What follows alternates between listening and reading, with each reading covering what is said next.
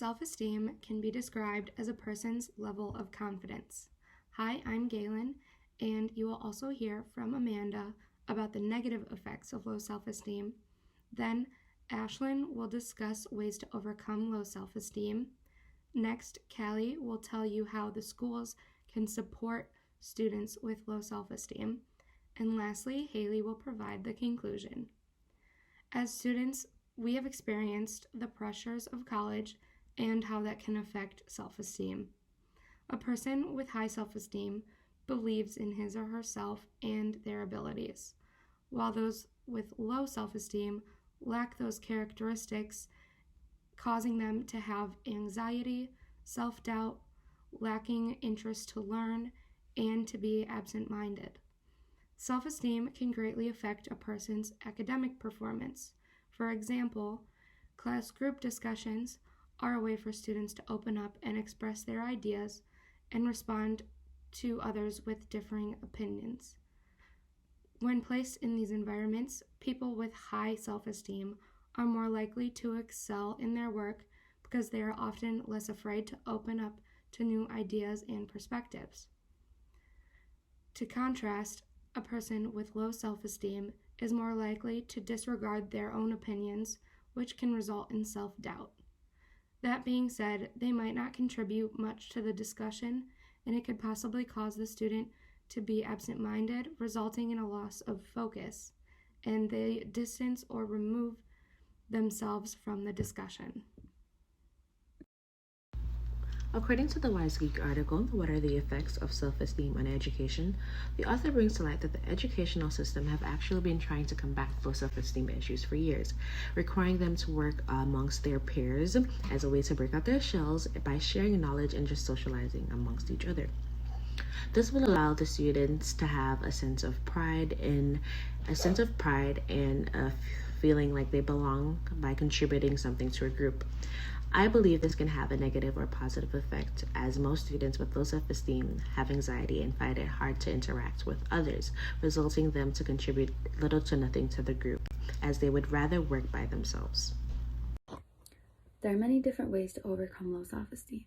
Some of these ways include surrounding yourself with the right people.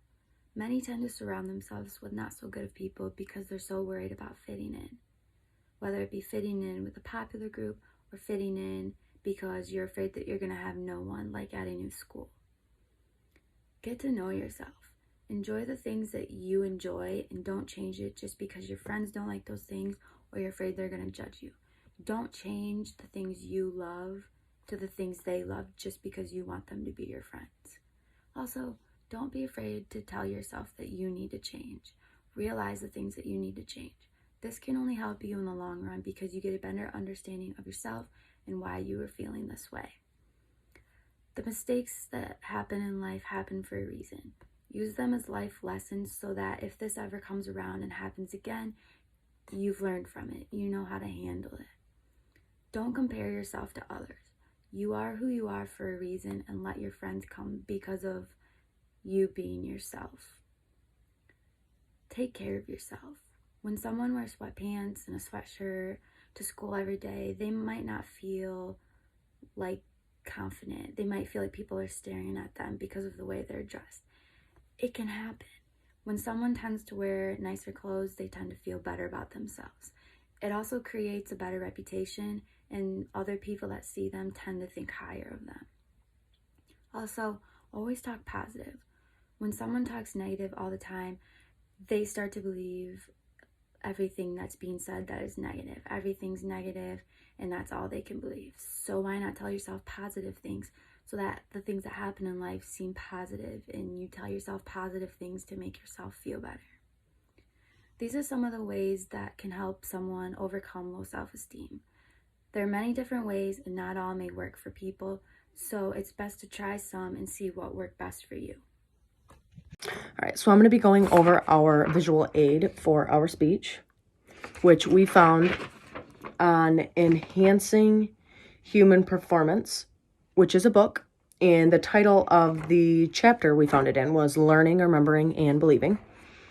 The title of the picture itself is Self-Confidence and Performance, and we found it on nap.edu/read on page 182. It talks about your self-regulatory influences, and it's dependent on yourself monitoring and evaluating your performance, which pretty much determines your goals. So it's saying if you're satisfied with your goal, then, or if you're satisfied with your performance, then your goal for something in the future is going to be a lot higher. But if you are dissatisfied with how you performed, then that's basically going to knock you down a little bit. And it's saying that your self-esteem readjusts your goals. So basically how you feel about yourself is how you set goals for yourself.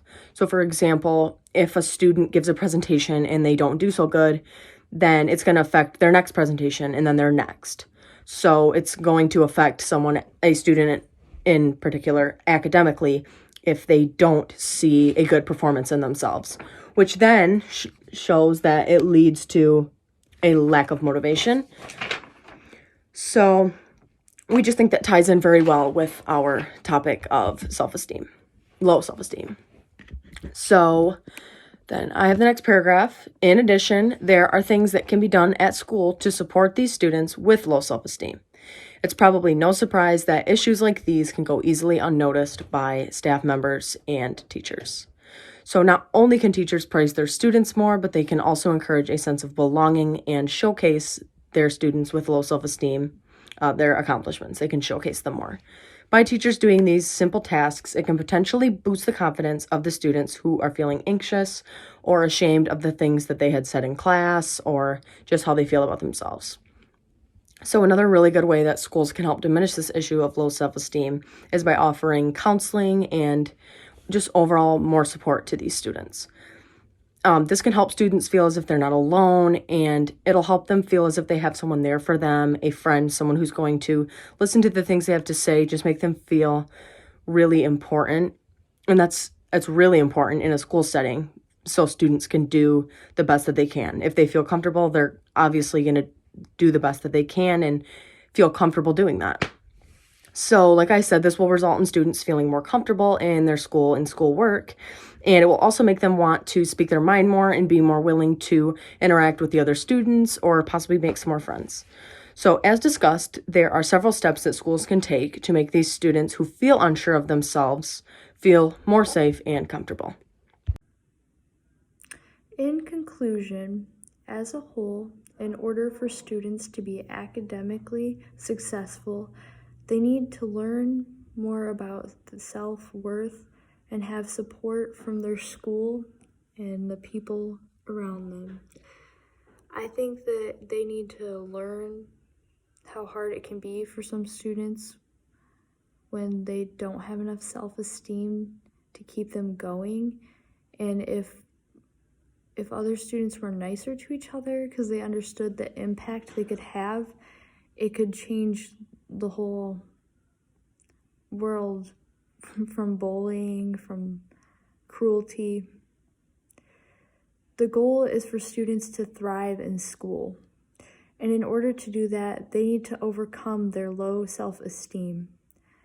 By schools taking action, it can really make things easier for the students, the staff, and everyone. Self-esteem can affect every aspect of a person's life. If the resources were available for high school students, college students, to understand how important it is to get help for low self-esteem, then they could have an easier time taking on difficulties of life, of school, and improving the outlook on self-esteem as a whole, and overall have a better mental health for themselves and be able to provide to their friends, their family that are in need. And that's our speech on low self-esteem affecting students academically. Thank you.